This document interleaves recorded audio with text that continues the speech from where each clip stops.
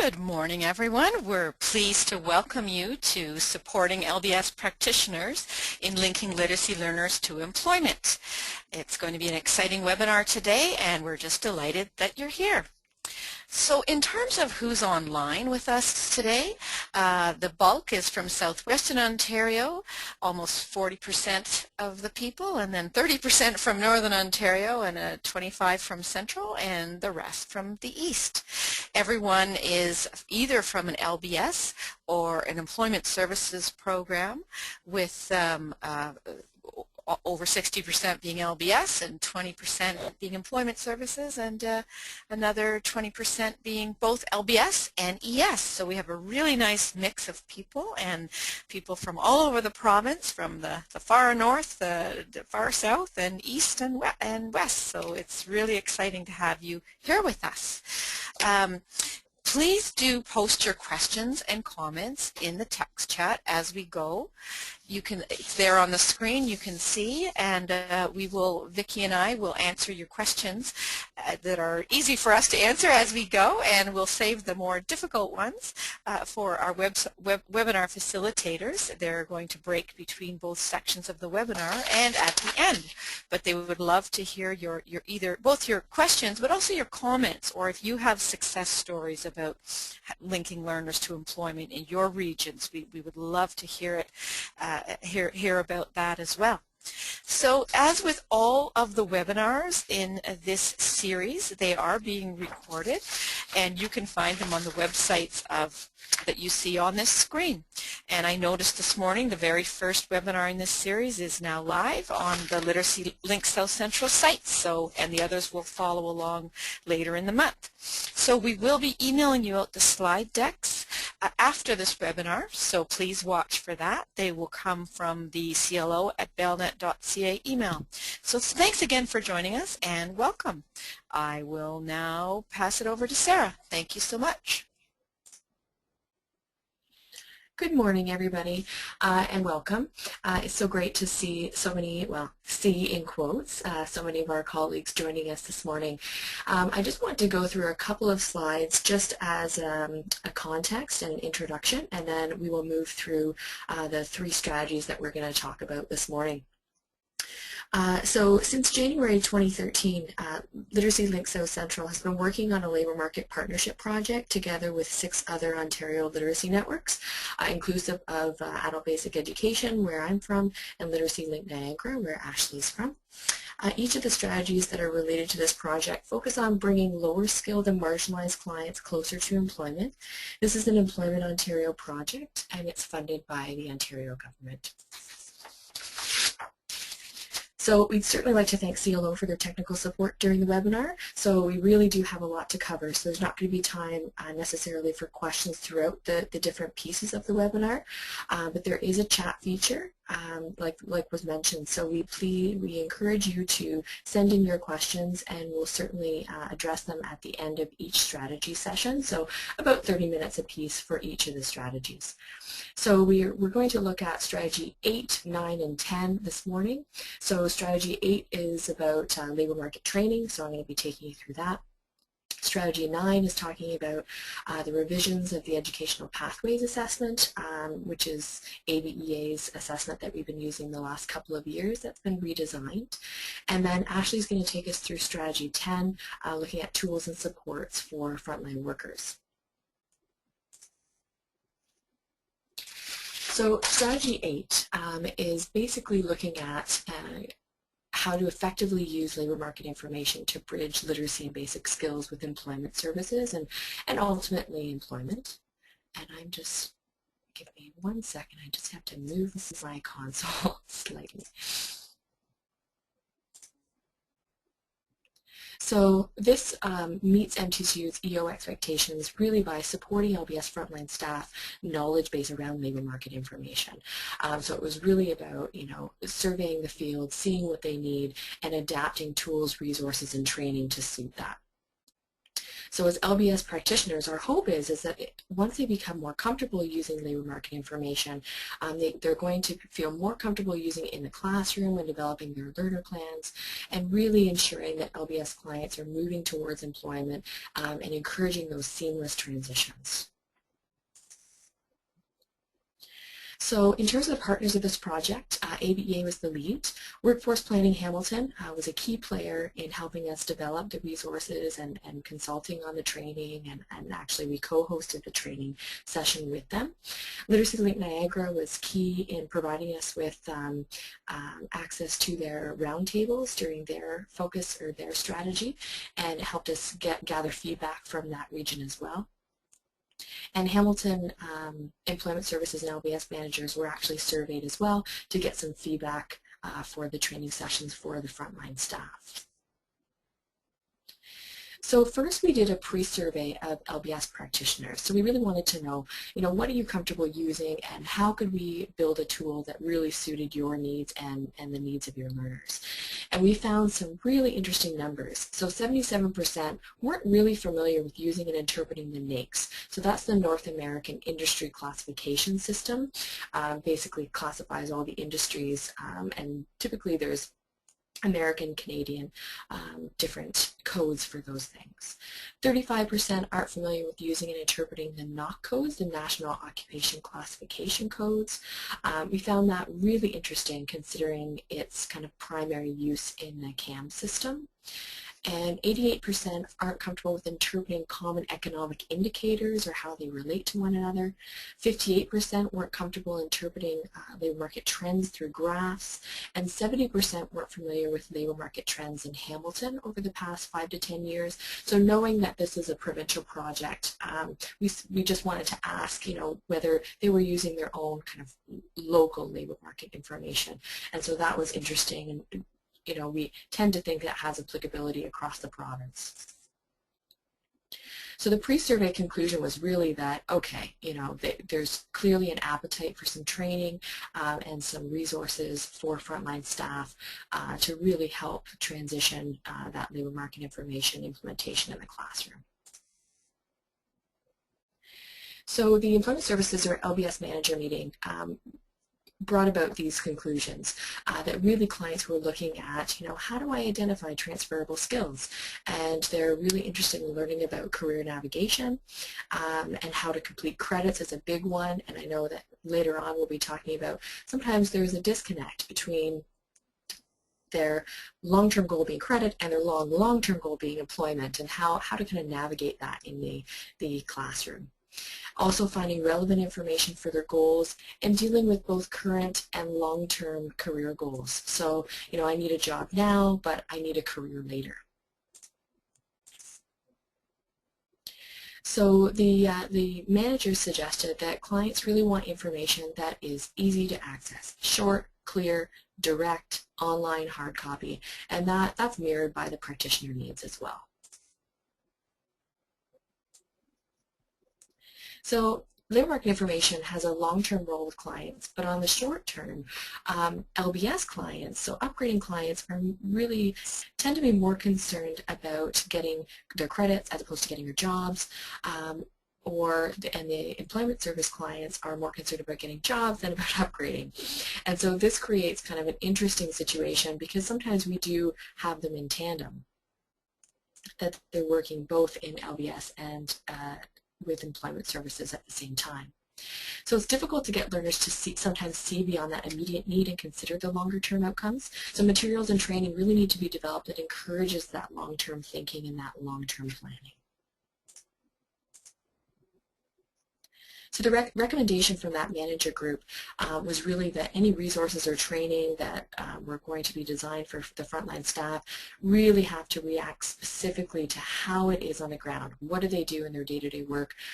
Make sure it's quick reference, that it's easy to access tools that can be used with learners or by learners and by practitioners.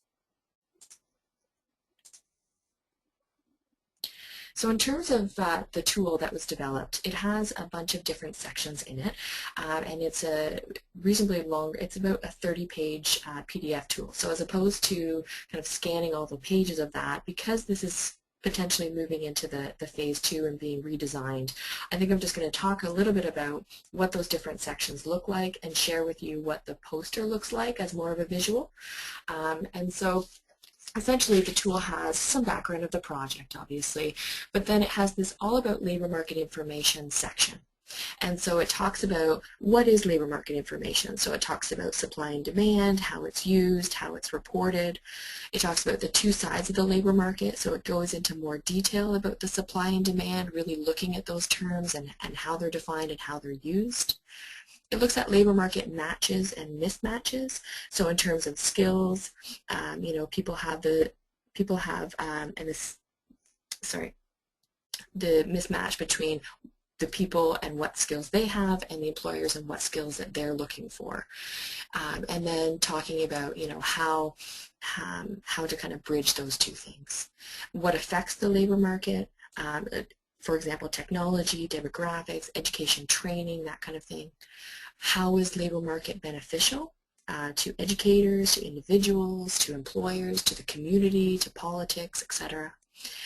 Labor market forecast, so basically questions to ask and how to analyze that information. We also look at specific sources of labor market information, both web-based and print materials, where we can find it, the fact that it's all around us. And then we go through more of a conclusion section that kind of wraps those things up. And then we move into a second section that looks at occupations, industries, and skills. So we talk about the National Occupation Classification coding system, what the 4-digit numbers mean, and explaining the skills categories. We take a look at the NAICS and also kind of what those numbers mean and how to search those things out. And we also talk about the essential skills there as well. Now, knowing that the target audience for this tool is practitioners, we don't go into massive detail on essential skills because that's something that's really within their comfort zone, but we do kind of discuss it in relation to those other things. We also have the additional resources, so we have a list of useful websites as well as a glossary of terms, because what we found was that practitioners were not as comfortable with a lot of the terminology around labor market information, so having that glossary to reference was really handy for them. So we also developed a labor market information poster, something that could be kind of posted in the classroom or shared with learners. This is going to go through a major redesign in phase 2, but I would like to show you kind of what we came up with in the original training session, just so you can kind of see what it will look like. So here's the poster that is in its first draft that we used for the pilot training. So it looks at basically some quick tips, what are the 3 easy steps to gathering labor market information, and then it has the 3 major websites that we dealt with in the training, and then a reference to the learningnetworks.ca for more information.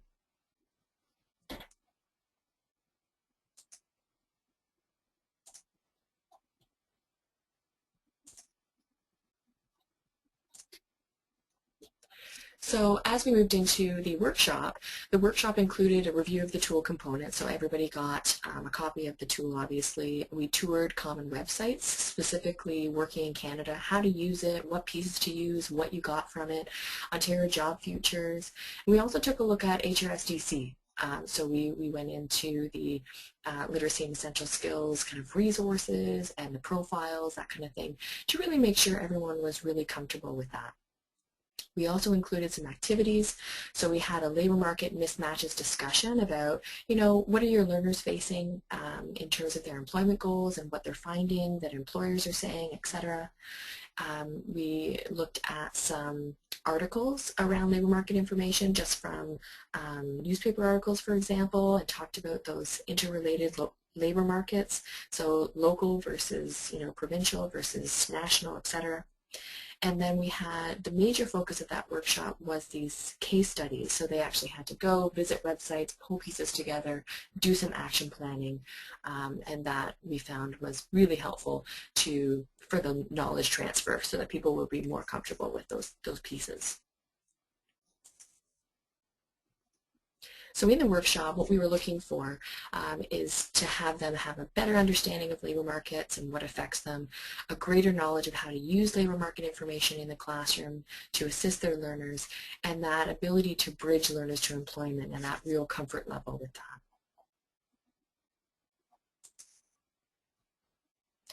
So we also talked about, listen, how do you use all of these materials that we're giving you? So we talked about, okay, the major labor market information tool that had all the detailed information. That's where you want to go for more kind of background information. The poster is really great as a quick reference to share information with learners. The additional resources, the useful websites, the glossary of terms, that's really, again, for quick reference. And the case studies could potentially be used as a refresher with colleagues, to use at a staff meeting, that kind of thing.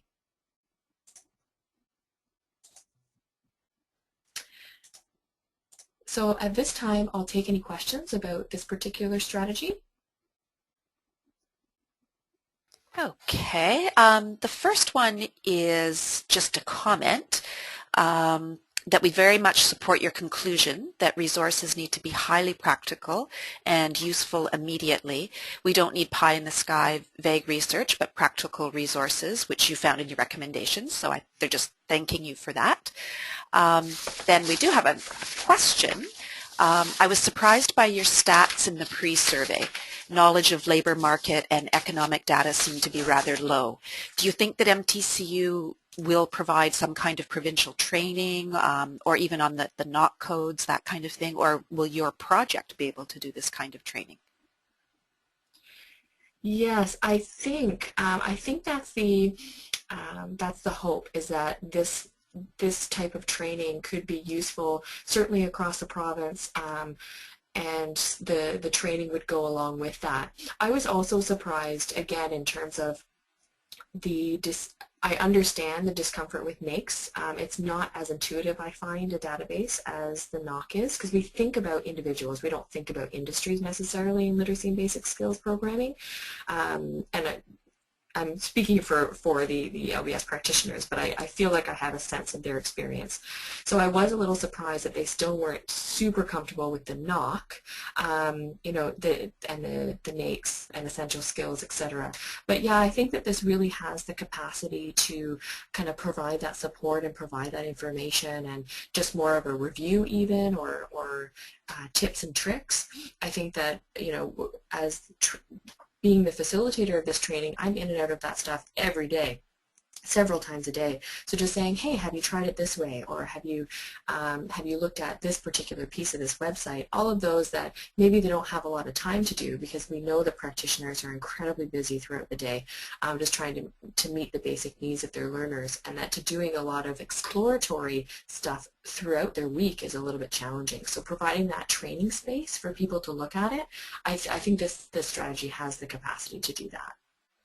Okay, and I have quite a number of people asking very similar question. Is this resource being distributed to the LBS field as a whole, and how can we get a hold of these tools and resources? Wonderful.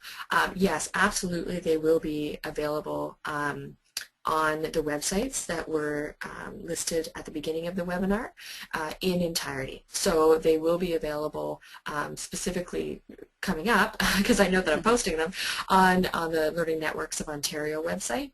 I do know, however, that because we're looking at moving the LMI training into a phase 2, and that there's going to be lots of revisions, I'm not sure if we're going to offer the tools in draft 1 and then update them. So, that's certainly something to kind of, as you go and you're reviewing the webinars, etc., it will all be kind of in the same location, so you'll be able to see. But absolutely, the end result is to share all of these tools so that you will have them. Both the training, the webinars, in fact, will be taped if you can't access the phase 2 webinars, and that way you'll be able to access the training and the materials as well. Okay, and we're getting thank yous coming in for that. Wonderful. One other quick request, can we see the poster once again? Just another look at the poster. Certainly. And I think I can talk to you a little bit about what we hope to do as a redesign. The feedback that we received during the pilot was really about, I can get all of that, step 1, step 2, step 3, from the detailed tool. What I'd really like for this poster is, okay, here are the 3 websites that could be really useful for labor market information. And here are basically a flow chart as to how to get to each step. You know, click here, do this, including screen captures, something that's incredibly easy to use that focuses specifically on the website navigation of those things. Because I think the feedback came from a place where, oh, maybe learners could then access it more independently. We also talked about designing some sort of employment-related activity or task, if you will, that could be offered across the province as part of this project to suggest, hey, maybe learners could get working on finding out this information within the LBS programming. By completing this task, it kind of relates to their employment goals, et cetera, et cetera. Okay, so that's it for the questions at the moment, so feel free to carry on. Great.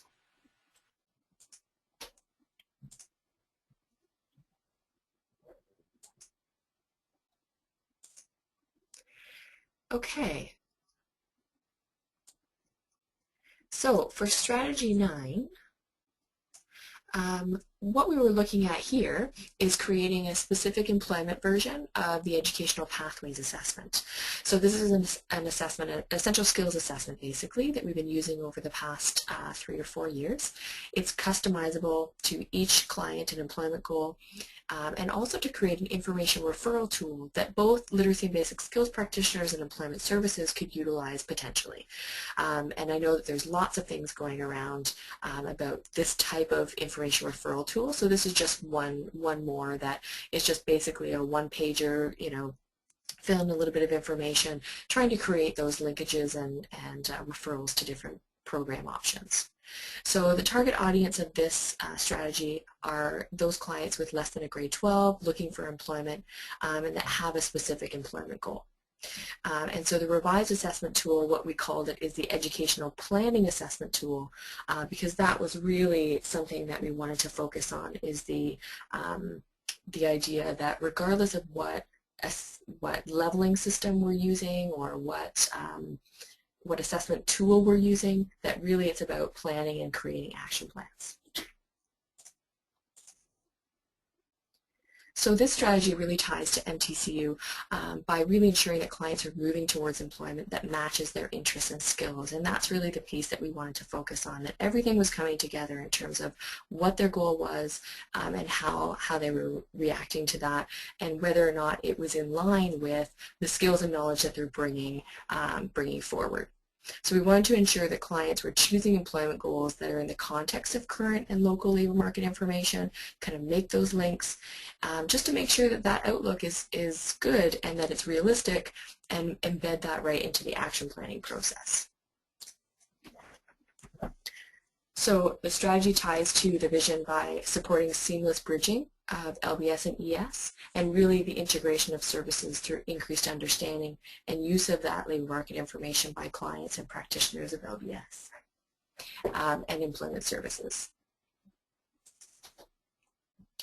So partners in the project, we were the lead, and then we also consulted with Jane Tour from Project Read and Ashley, who's on our call today, from Literacy Link Niagara, because they're also in the business of assessment, and we really value their feedback. So we got them to look at the draft of the tool and offer some suggestions. We also consulted with Workforce Planning Hamilton, our local board, just around incorporating all of that labor market information and making sure that we were doing it in a way that made sense and that was appropriate.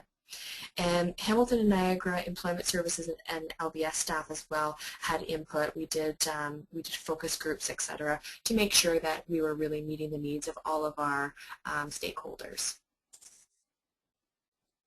So as we did our research, we realized that there is a ton of labor market information resources available online and in print, etc. It's really critical to find and use tools that are easy to access, that are user-friendly, that are adjustable to the assessment tool and process, so that the template could be used across different assessment tools as well, if needed.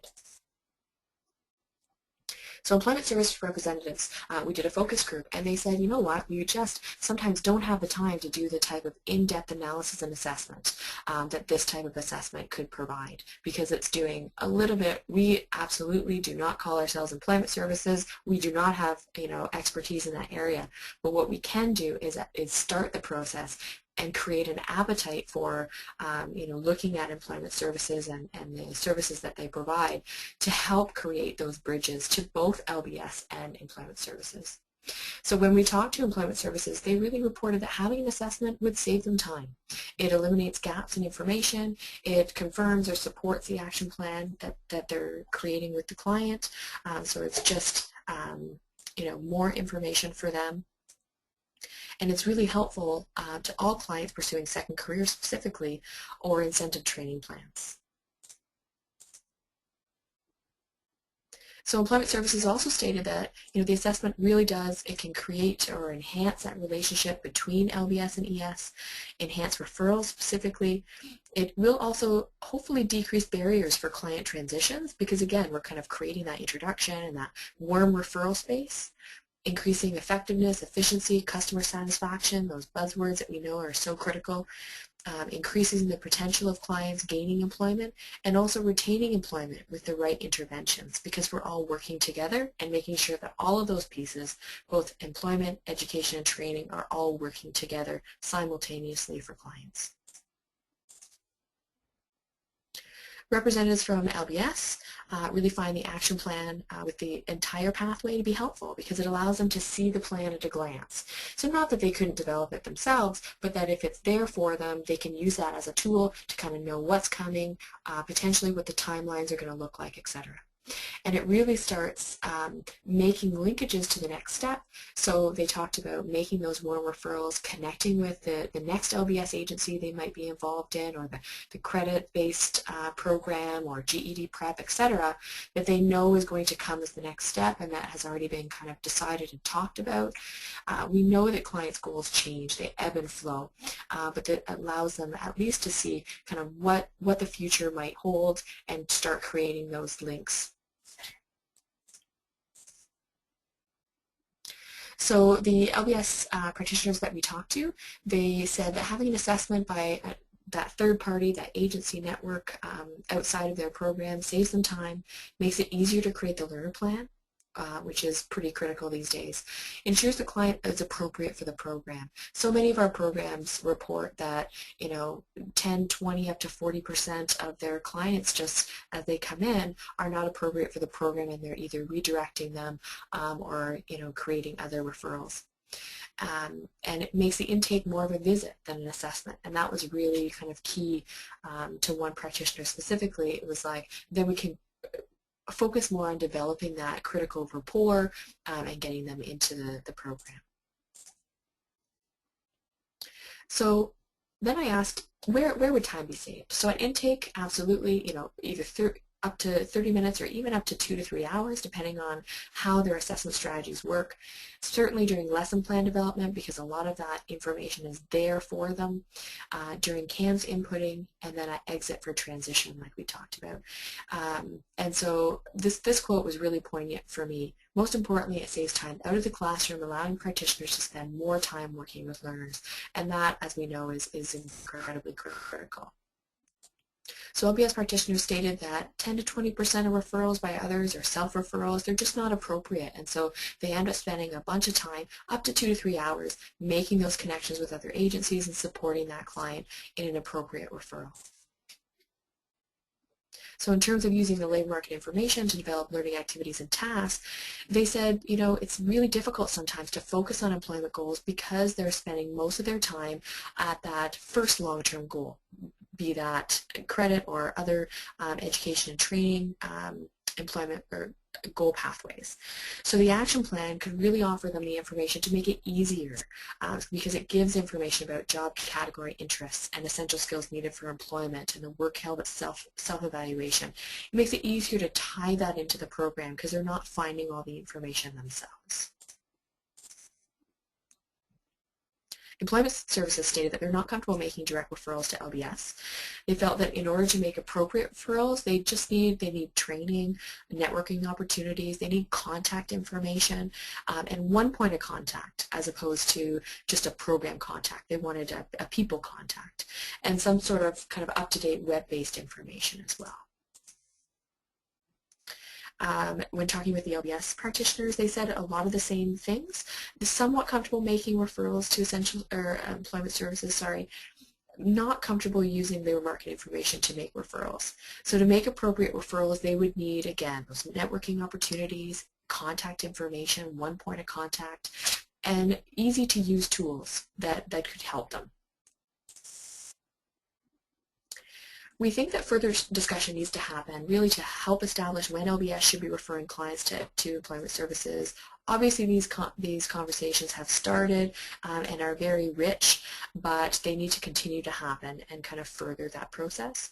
Encourage communication between the different sister organizations, specifically when working in tandem with a client. And that's something that I think is sometimes a struggle, is knowing and appreciating that creating that partnership is something that is encouraged.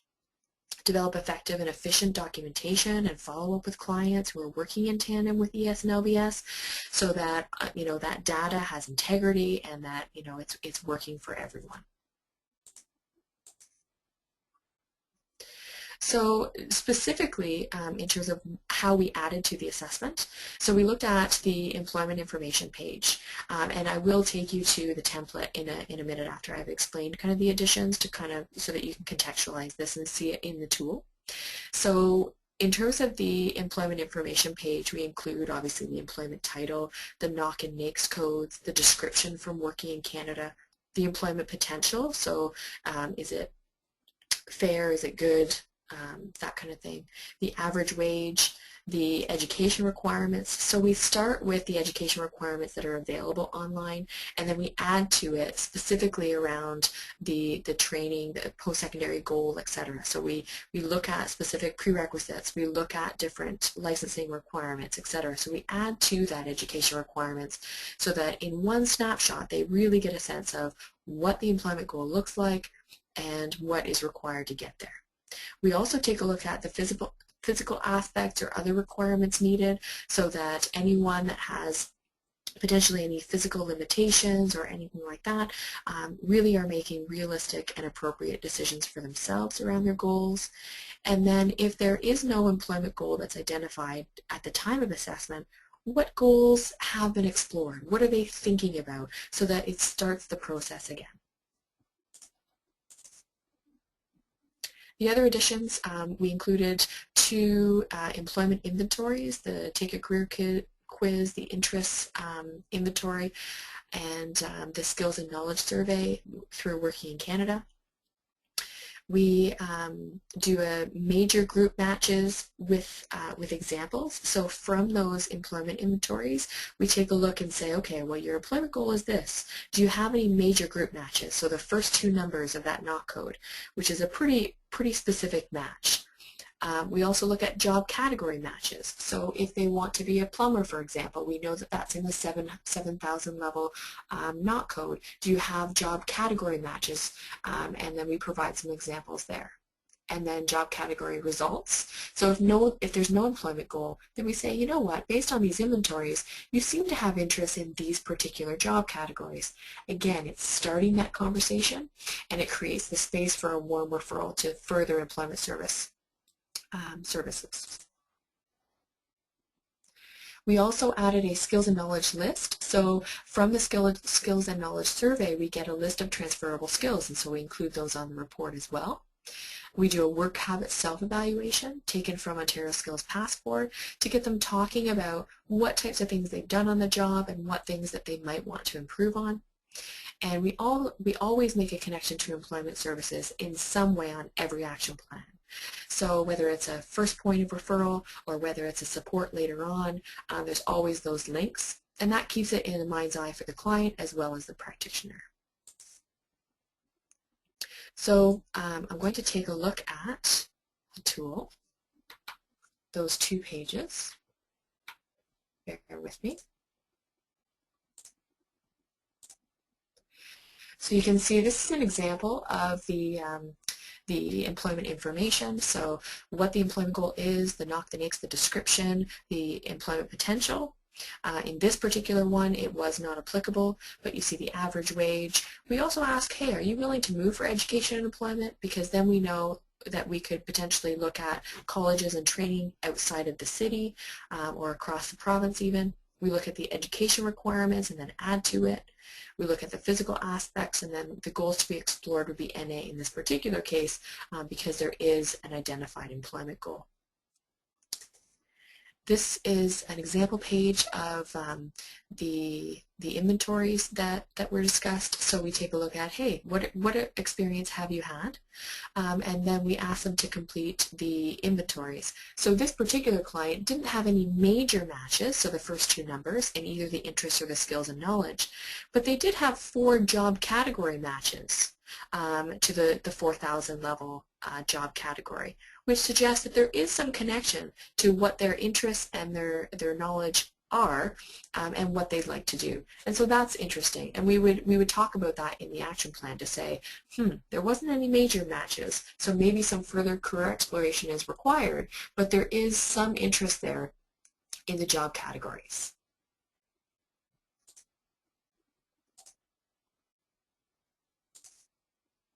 So in terms of the availability of this tool, the assessment tool is only available to networks. So based on the pilot, a training resource, we're going to develop it and offer it to those already trained on the educational pathways assessment. But we did really take from this some really good learnings and some really good connections to the information, how people are feeling about those connections between literacy and basic skills and employment services. The information referral tool that was developed, that will be certainly available. It's just a quick tool in order to make referrals between agencies. It can be used by LBS practitioners, employment services, networks, basically anyone that needs some sort of tool that's quick and easy that could be either given to clients or sent to agencies, etc. So I'm going to take a look at that as well. And so this tool just has basic kind of contact information and educational history, any relevant information to make that referral, and then, okay, this is where you want to take your next step. We also designed it so that certain pieces were built in. If there was local referral protocols, for example, CLARS or the network was doing referrals, etc. So that information was actually built in. I'm not sure you see it on the example that I've provided, but we'll take a look. So I'm just going to quickly show you the template. So this is a quick example of what the information referral report would look like. It's quite literally 1 page. The boxes at the bottom, in terms of the referral options, we built in that we just kind of took out the ones that weren't needed. So we included credit and we included employment services and all of those different pieces that we would refer to. So you see that there's some basic contact information and some information about their education, you know, the employment goal and the knock code is there, and then, okay, what's needed as the first step? Yep, they need literacy and basic skills, so they moved on to an agency and we provided the contact information. So this has application both to potentially clients, but also to sending it on to the practitioner at the receiving agency.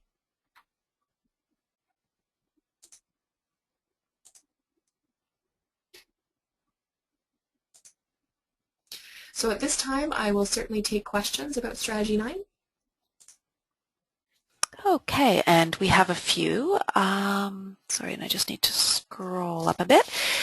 In our region, many ES providers don't seem to refer to us often enough. They do not seem to understand what we can provide to help them and our mutual clients. We've tried, but it's hard to break through to them. Your Strategy 9 seems to be helpful for this. How would you recommend we get started with this kind of assessment process in our community? Okay, I'm sorry. So the the person that sent this question, were they in LBS or Employment Services? LBS, yes. LBS, okay. Yeah, I mean, ABEA is in a unique position, and some of the other networks across the province are too, that we've been developing these relationships. We've been doing assessment for about 16 years now, I believe, and working really closely with our community partners. So as the transition happened, we were in this unique position to kind of create those personal relationships. We know from other regions, and I think actually Ashley could speak to this as well, because she certainly has assessment experience, that creating those relationships is a lot of work, but certainly fruitful. But it's just like anything else, where it takes making sure that you're working together to create something that speaks to everyone's outcomes. I think that's sometimes the problem, is that in LBS we have our internal protocols and our internal assessment procedures, and we think about how we get people through intake into the program, as opposed to how could we create a tool or a resource or a report that speaks to what employment services may need too, so that you're sharing information, as opposed to being isolated. And so I think that, looking at including some of this information in your assessment procedures might start to create those bridges, and also certainly consulting with your local employment service practitioners and say, how could we then create some sort of communication tool that would allow you to see what we're doing and give you some good information. So unfortunately, the template and the resources that we use for our particular assessment will not be necessarily available to LBS practitioners in the classroom, but anyone that at the network level, I would absolutely encourage you to connect with your network to see if there is someone that was trained in the educational pathways assessment. Sorry, what we call the other one. I lose track of them. And it's funny because I'm primarily coming up with the names. So, but see if there's a connection at your local network that is going to be working with this tool, because then you'd certainly have access to it on some level. Okay, and then that links to this question, which is, when will the updated assessment roll out to the networks? That's a fantastic question. So the idea is that in January the resource tool will be finalized, and I'm actually going to be working with Jane and Ashley to kind of help me make sure that it makes sense and that it's really helpful to people. And once that happens, then it will be offered to anyone that has already gone through the original process. Okay. And how long does the assessment typically take? Start to finish, it's usually about 3 hours. So our assessment procedure starts with about a 20-minute phone call so that we can get background information and make sure that we are prepped and ready to go. Because what we do is we have actually customized different assessment activity packages based on the NOC category. So for example, if you're interested in going into the trades, you're going to get a trades essential skills activity package. So it takes some lead time to kind of prepare for that. So then the client comes in for a 3-hour session to complete the activities and the employment inventories, etc. They have up to 3 hours. We block a 3-hour window, and sometimes we do it in groups, sometimes we do it individual, depending on the needs of the client. But some people take an hour and a half, some people take 3.5. So, it really depends. And then from there, there's another probably hour and a bit to create the report and have them back in to discuss it.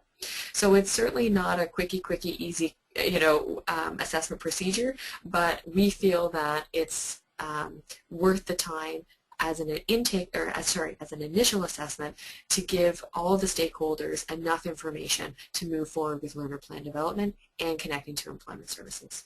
Okay, lots of questions about the assessment. Did you have, not surprising, right?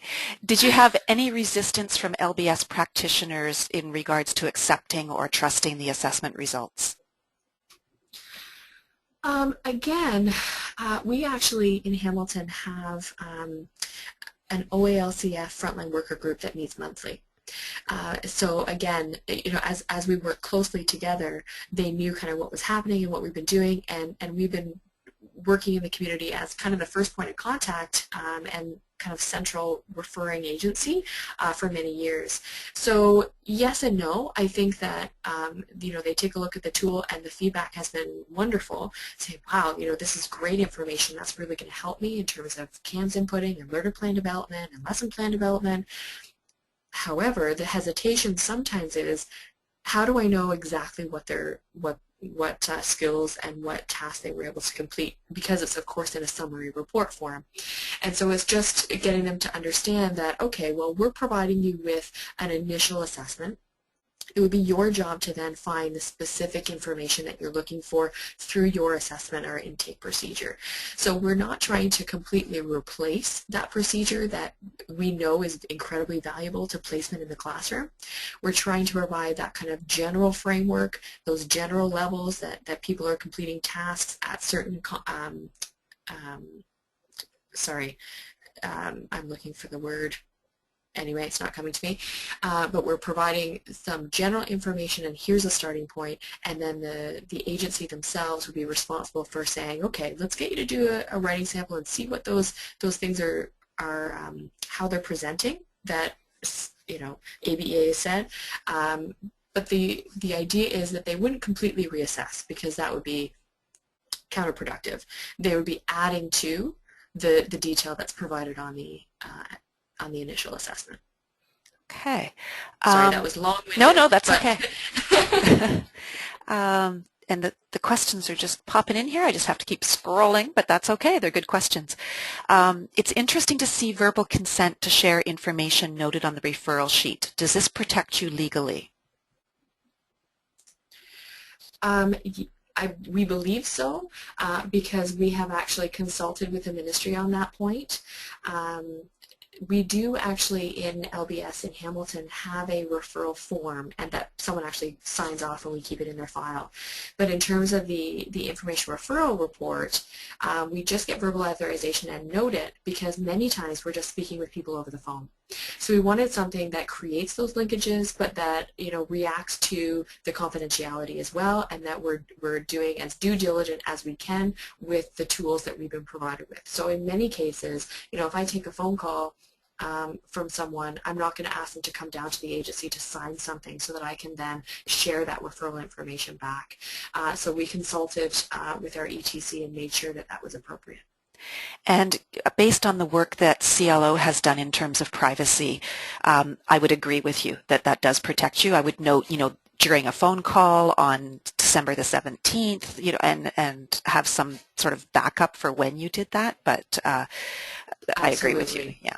Yes. So at ABEA, we keep kind of, I guess you'd call them case notes, but contact notes to make sure that if we need to react to provide further detail, etc., that we have kind of all of those date stamps and who we talked to and how we provided support, etc. Okay. And just relating back to some of the earlier points about ES and LBS and, how do we work together better, just someone noted that once ES sees how they stand to benefit, they come on board more as referral partners. I would absolutely agree with that, because as I was, I'm communicating with employment service practitioners all the time, but I actually had them in and had a face-to-face focus group. And once they saw the tool and they saw kind of the legs that it had and what it could do for their clients, it's like, okay, let's talk about how we can make this happen and get this information. Because you're right, like it creates that support, but it also creates a conversation that maybe there wasn't as much of an appetite before. Okay. Does the network actually go into the ES providers to do the EPAT with the clients? No. We could certainly do that, and we have in the past taken our assessment on the road and kind of partnered specifically with agencies to go on site once a week, once a month, etc. And those options are still available, but at the moment we typically see them right at the ABA office. Okay. We are centrally located, so it's quite easy for clients. And that would vary, just however it's worked by out. region. Yeah. Absolutely. Yeah. Yep. Is the OALCF integrated in any way, since you keep referring to the essential skills? Yes, wonderful question. So as we react to the task completion, we also put in the codes to what competencies they link to on the OALCF so that it's quite easy for practitioners. And I think that, so basically it's primarily we talk in essential skills because that's a language system that is comfortable for people across Employment Ontario, we feel. But we certainly underlie that with discussions around the OALCF competencies and task groups and how those link up, so for easy kind of learner plan development transition. Okay. And just one final comment. In another region, when they did the ESA pilots, the practitioners wanted the whole assessment, which gave them some more detailed information, and they found this helpful. So I'm guessing what that means is that they wanted to see the actual activity completion. Sometimes that is helpful. I know that one agency that we work with in Hamilton asked to see the writing sample because they find that helpful. Everything else is kind of activity-based and wouldn't be as helpful, but I think, you know, that would be something that you would work out kind of locally, what makes sense. I think that on one level, you want to create a tool that is so transparent that those things are not required, but that's just relationship building and kind of trust building. But yeah, on some level, being an assessor myself, I know that seeing those things firsthand, you know, does provide more of a context than a summary report. Okay. And is this being promoted to employment services across the province to get buy-in, or mainly to the networks?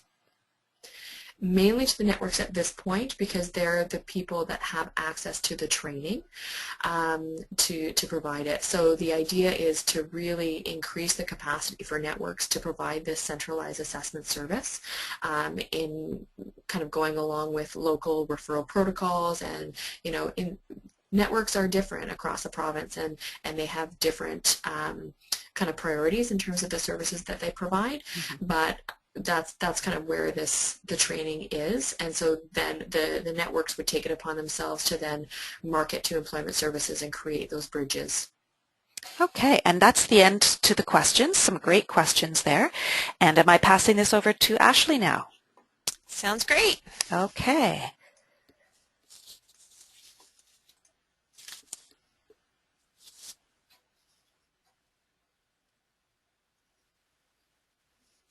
Perfect. So Literacy Link Niagara, our strategy. Sorry, Ashley, Yeah. did you accept the change? I'm just not seeing your screen. I did. Okay, maybe it's just me. Oh, there we go. Okay, must have just been a Got lag. it? Yep, hopefully everyone else is seeing it too. Thanks. Perfect. Okay, so Literacy Link Niagara, our strategy was to review the role of frontline practitioners in assisting lower skilled clients in moving towards employment, including the identification of tools and supports that frontline practitioners need. Just to give you a snapshot, we cover the Niagara region, which is more than Niagara-on-the-Lake and Niagara Falls. It actually covers 12 municipalities. We have 12 programs that operate more than 22 sites in the region. We have 9 Employment Ontario employment service operators, and we took the term employment in our strategy to mean more than just a job. It could also mean a transition to employment services. Historically, we have worked on projects that focus on transitions from LBS to employment service and vice versa. We feel we work quite well with employment service in the region. The projects that we've worked on typically have focused on referral process and assessment. We haven't worked on a project recently that looks at LBS practitioners and their ability to assist learners with employment goals in the classroom or their ability to make effective referrals and any additional knowledge and supports that they may need to help them assist with clients in these transitions. So that's where this strategy fits well with our other projects. The strategy ties to TCU and Employment Ontario's vision by providing LBS practitioners with research and tools that they need to help learners make those transitions, and also facilitating dialogue to support seamless transitions between LBS and employment service providers. And we do this on a regular basis, we try to encourage dialogue and meet regularly with employment service providers. We actually have a Niagara Employment Network where we meet quarterly with them, and we feel that this is really important to do beyond the project because staff turnover both in LBS and employment service. Partners in this project included, of course, Literacy Link Niagara. We were the lead. We included Niagara Literacy and Basic Skills programs. All of our programs were involved at one point or another. We worked with Niagara Employment Services programs. They were involved in a key deliverable. We worked with ABEA, Adult Basic Education Association. They provided some great questions for one of our focus groups. And I think Sarah mentioned that in Strategy 8. And we also worked with Niagara Workforce Planning Board. They're our local training board, and they provided us with some data that we needed for a tool that was developed as a deliverable. The first thing we did was to do a literature review. We created a review. We searched for practical tools and supports that had been used specifically by literacy organizations to help learners reach employment, or practical tools and supports that had been used by other types of organizations with clients that could be modified to help learners reach employment. When we took a look at all the tools, we found in summary that they broke down into two categories. The bulk of the tools fit into learner assessment. So we were seeing a lot of vocational tools, self-evaluation. We did see a few tools that identified when a client is ready to transition to another organization, and also we had a few that fit into practitioner training. So that was really educating practitioners about employment and about client experience. Most of the tools that we looked at did come from Canada. Some were from the United States and Europe. The review we searched specifically for tools that were outside of Ontario, because Literacy Link Niagara has recently completed a very similar review for another project that included more local tools, and we felt that we had that knowledge in-house already. The review is in a chart format. We broke it down and looked at the strengths and weaknesses of each tool, the current and potential use in the literacy classroom, and also the ability to aid in learner transition to employment. We are going to have all of the tools that I'm going to talk about today up on our website, Literacy Link Niagara, by the end of the day. We did distribute the tool to our local programs, and we asked for feedback, and there was no additions. Literacy Link Niagara held a focus group with some of our practitioners, 6 to be exact, in May to talk about transitioning learners to employment. And we asked 6 big questions, and I'm just going to go through them quickly and just highlight some of our key learnings. So we asked them what gaps or cracks currently exist for learners trying to transition from LBS to employment. One of the things that just keeps coming up for us is that there are some relational issues between LBS and employment services, and some agencies are feeling ignored by some employment service, and that there was this idea that we're often thought of as either the last stop for a learner or for a client, and also the term dirty cousin comes up on a regular basis in our discussions. There was lots of discussion around different organizational timelines and expectations. LBS practitioners identified that employment services are pressured to push clients through to employment much faster than LBS thinks is actually reasonable. And so these different expectations from the ministry cause an issue when we're trying to work together. There was discussion about the fact that just because a client has completed literacy upgrading, it doesn't necessarily mean that they're ready to work. And there may actually be also a gap in service.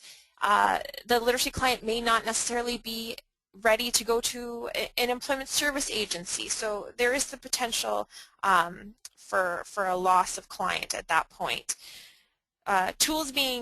We talked about tools that are currently being used to help learners transition to employment, And the types of tools that are being used are usually referral protocols, and right now a common referral form is being used in Niagara. We talked about types of tools that could help learners transition to employment. We brainstormed several tools and processes that would be helpful.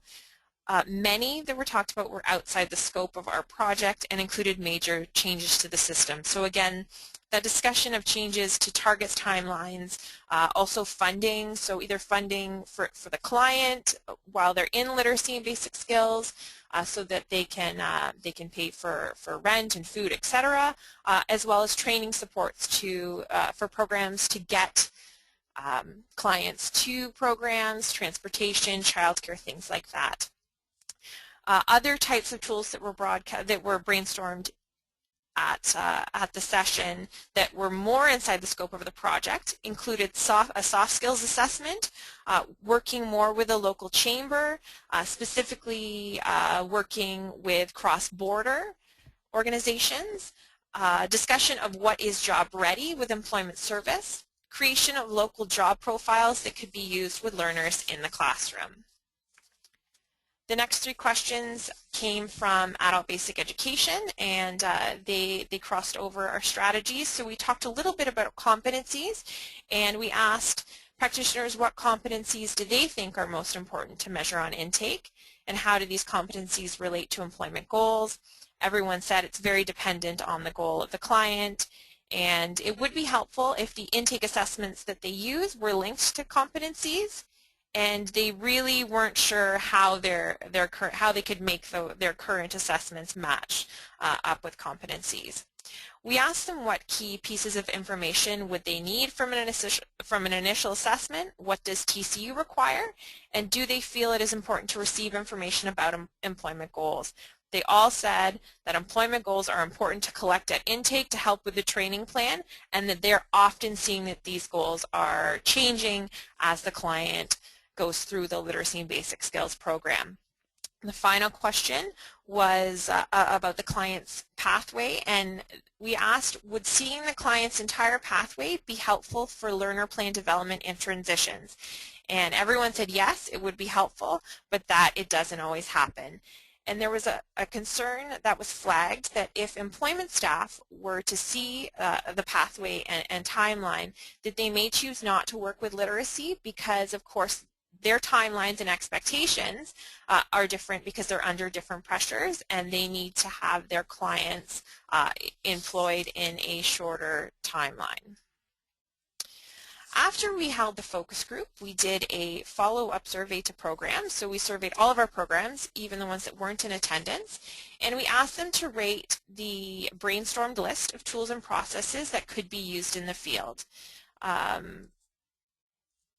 We chose pieces in the survey that we felt, we only listed pieces in the survey that LLN felt could be completed within the project timeline and scope. After we did the survey and took a look at the results, Literacy Link Niagara developed the top 2 most requested tools or processes. The additional deliverables that we added to the project included local profiles of up-and-coming jobs available to learners that could be used in the classroom, as well as a definition of job ready from employment services. And this deliverable was unfortunately not completed in entirety, and I will talk a little bit more about that in a minute. So one of the key deliverables that came out of that survey was the job profiles, and we used data from Niagara Workforce Planning Board, our local training board, and the Working in Canada website to select 8 jobs. Jobs were selected because they required a variety of education and they offered good prospects in the region in the next 5 to 10 years. We wanted to create profiles that would give learners just a snapshot, an overview of jobs that were available, and just talked about the day-to-day tasks, the average wage, and the education required. And I'm just going to flip over and show you a quick overview of these profiles and just the layout. So Profiles were created to be front and back pages that could be printed off and used in the classroom. So directly from Niagara Workforce Planning Board, it was identified that educational assistant was a job with a fair prospect that learners may be interested in the next few years. So we have the front page where we just have a large picture. We wanted it to be very visually appealing, and the average wage. And the back page just has a very short description from, we took a look at the Working in Canada website description, and we just cleaned it up a little so it was a little bit easier to read and a little bit shorter, just a quick snapshot of the job. We included an example action plan, so the steps that a learner might need to complete to be successful in the job. And then we also included a few job duties. We just selected 3 or 4 for each profile that maybe gives an overview of what a client can expect in the day-to-day tasks for that job, and then just the prospects at the bottom. So I'm just going to quickly go through the rest of the profiles just to show you what else we chose. Early childhood educator was another one that was identified through the Niagara Workforce Planning Board. Construction laborer, we chose this because this is one of the few jobs that's available in the Niagara region that does not require a grade 12. And there's also a great program at an organization that we work closely with to help people get started in apprenticeship in this job. Police services was identified as a good option. Marketing consultant, we chose this because it has good prospects in the next 5 to 10 years, and also there is a Niagara College program that is available so that people could stay in the region. Same thing for this piece, interactive media developer. We also felt that this job profile could focus on the youth. We were hearing a lot of feedback that people are interested in going into digital technology and media fields. Retail salesperson, it's another job that doesn't necessarily require a grade 12. Community and social service worker, another job that has fair to good prospects in the next 5 to 10 years. And this is actually one of the jobs that we hear from our learners that they're interested in pursuing, so that's why we chose that. So those profiles will be available on the Literacy Link Niagara website by the end of the day. They are Hamilton Niagara specific, actually, that data. But one thing that I can offer is I can offer anyone the profile template if they would like to use it to create their own profiles. The second additional deliverable that came out of our focus group and survey was this discussion about what is job ready. And so we decided the best way to do this was to host a facilitated dialogue session with employment services and LBS staff, and we did this in fall 2013. We called the facilitated dialogue session One Goal. We wanted to really emphasize the fact that we are working with the same client for the same goal, that big final job goal. So how we went about doing this is we separated employment service and literacy and basic skills in the morning. Then we asked them 4 questions. They were both asked exactly the same questions. And then in the afternoon, we brought them back together, and over lunch, we combined the questions so that we could take a look and see what did everybody answer and where are we getting the same common responses. And in the afternoon, we reviewed everything and talked about next steps. So I'm just going to share those results with you. So we asked, what does job ready mean when describing a client? And what LBS really wanted was a definition of job ready from employment service. Of course, this is a major question, so we didn't get an exact definition. But what came out of this discussion was that, of course, it depends on the client. And another key piece of this was that both literacy and basic skills and employment services, both of them said basic needs need to be met first. So without housing, food, safety, support system, things like that, your client can't be job ready. So it goes beyond the scope of what we're able to provide in our services. We also asked them, when is it time to refer an employment service client to LBS or vice versa? And what we got from both sides was that it should be concurrently. We should both be working with the clients as soon as there is an employment goal flagged. They should be referred to employment service. As soon as there's a literacy issue or the potential of a literacy issue flagged, employment service should be referring to literacy and basic skills. The goal should always be seamless, fluid transitions where the client doesn't even really notice the handoff. It's just an easy something that just happens naturally. We asked what tools do they use to determine when to refer a client, and there wasn't really anything besides conversations and some types of assessments, but there was nothing that was common to all programs. So that might be something to look at in the future. And then in the afternoon, we asked about next steps. What can we do to move this forward? And somebody said, let's start making each other's phones ring with client referrals. That we need a common contact list for employment services and literacy and basic skills for referral purposes. And it was really clear, Sarah just mentioned it in Strategy 9, people really want personal face-to-face. They want to know the person that they're calling, and then they will make those phones ring. So one thing that we're doing in February is we're actually doing a card swap at a restaurant. We're going to do appetizers and share cards and do kind of like a speed dating. We're calling it Cupid's card swap, so that we can start to build those personal relationships. People wanted to meet regionally within common catchment areas. So in Niagara, as I said, we have 12 municipalities, but someone from Port Colborne isn't going to access service in Grimsby. So they wanted to meet within their specific areas with the service providers that they will most likely be referring to. So that's something that we're going to strive to do in the near future.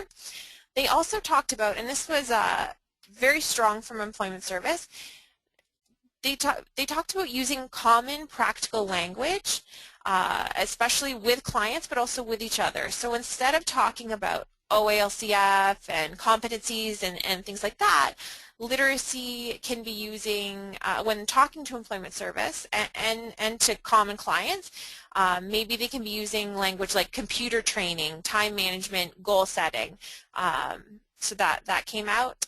And also to make sure that we're all identifying clients' literacy and employment issues at intake, so that we can make those referrals and those notes and files right from the get-go.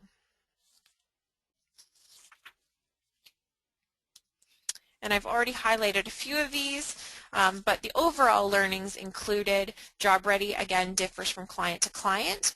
There was a little bit of confusion about whose job starts when. So LBS does some resume work in some of their classrooms, and is this encroaching on employment services?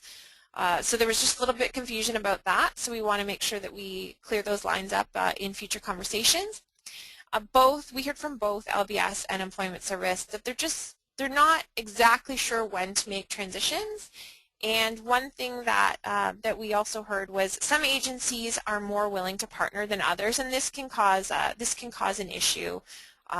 Because of course we've all got those pressures from the ministry to work together, and of course at the end of the day, one goal, we want to be able to provide our clients with the best service we can. A really exciting additional deliverable that we were able to add on at the end of our project, thanks to additional funding and support from Literacy Link South Central, was some learner focus groups. And we wanted to do this because it's so,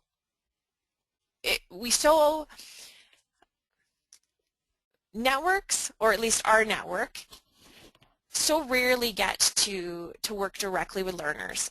Some of us do some centralized assessment at the beginning, at intake for some clients, but we don't often get to actually sit down and talk to a client about their experience. So when this came up as an opportunity, Literacy Link Niagara jumped on it, and we hosted 3 focus groups in the region.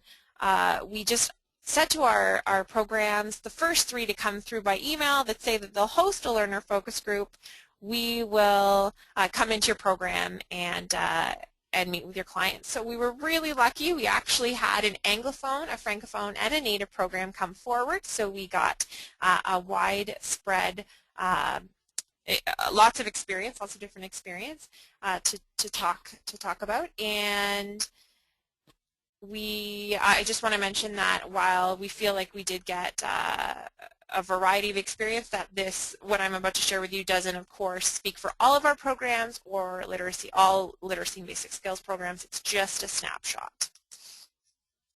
So we went in our jeans and with our Tim Hortons coffee so that we had a really relaxed conversation, and we just sat with learners at a table.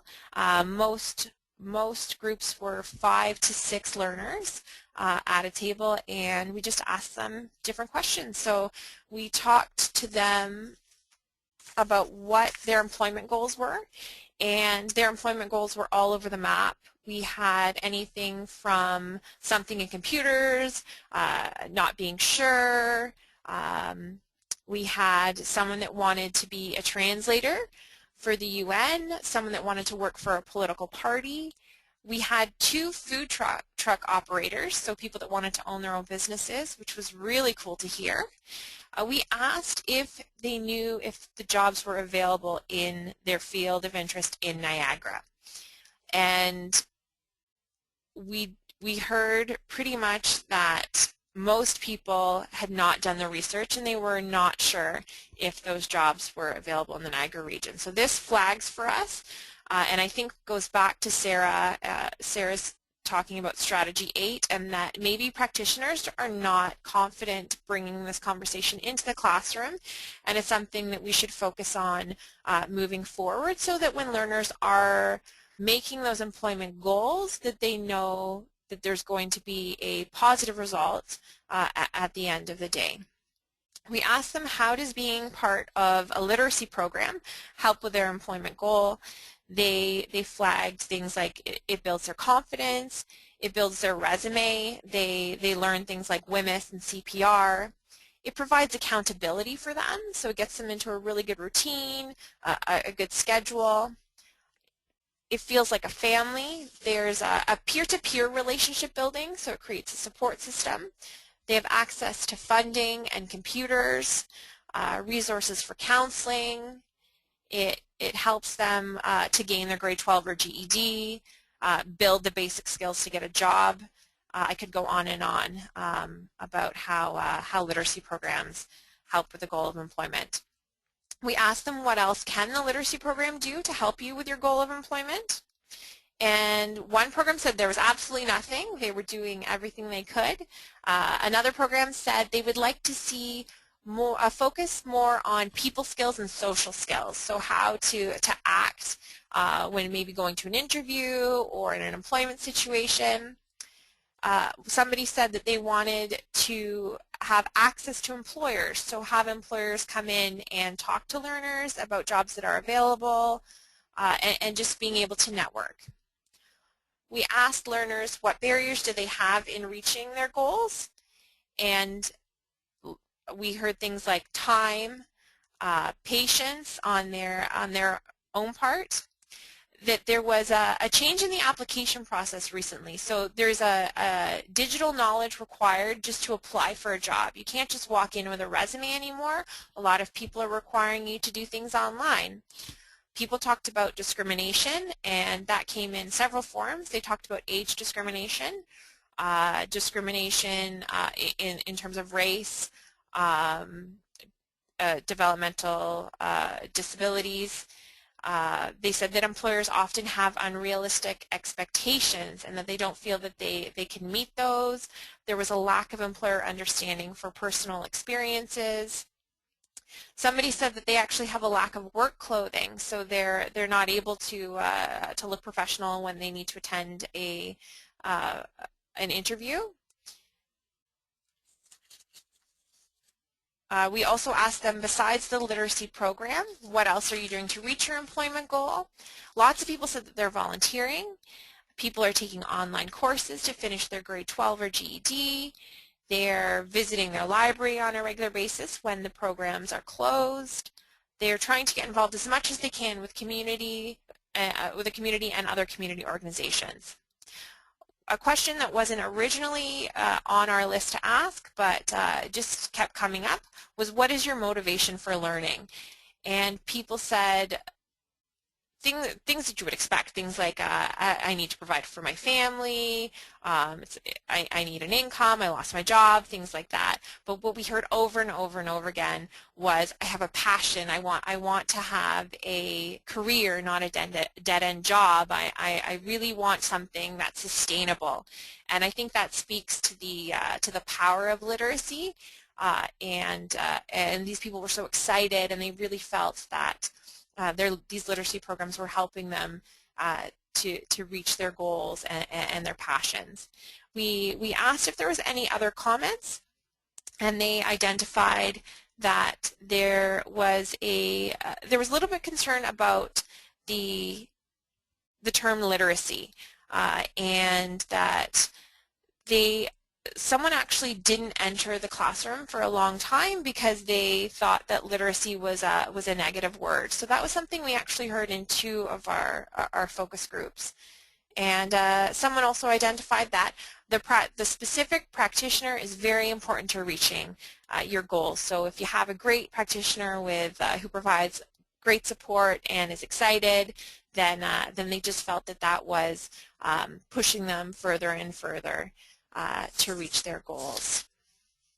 These learner focus groups were by far one of the highlights of my project work, and anytime that we can get this type of feedback, I think it is it's the feedback from the right people. So thank you very much. That is the end of Strategy 10, and I will take any questions now.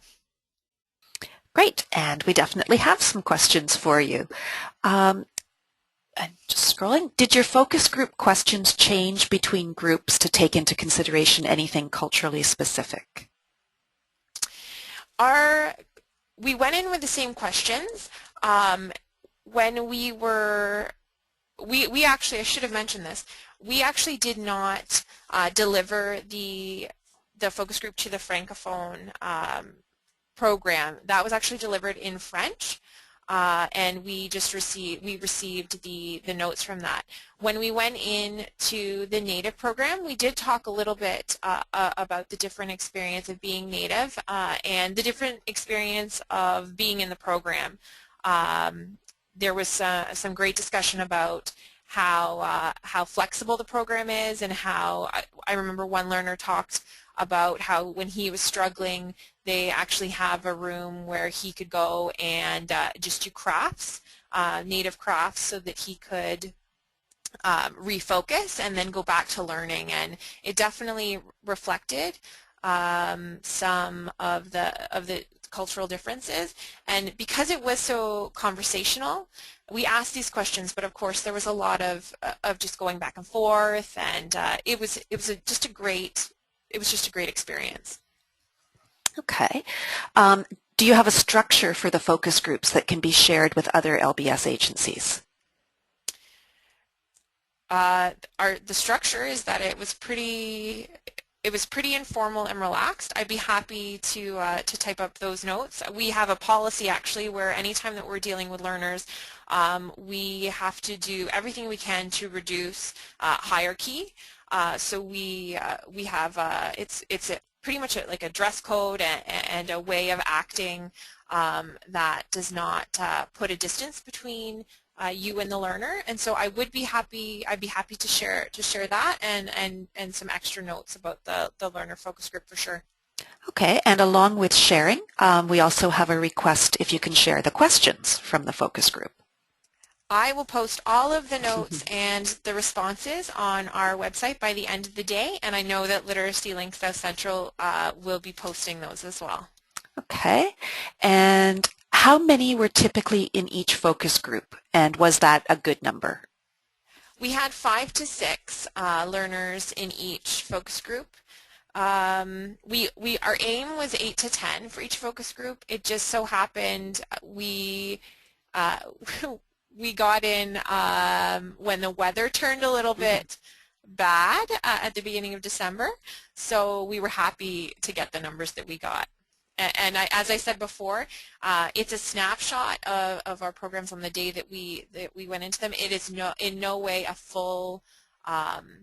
It doesn't cover the full learner experience from Niagara programs or LBS programs in general.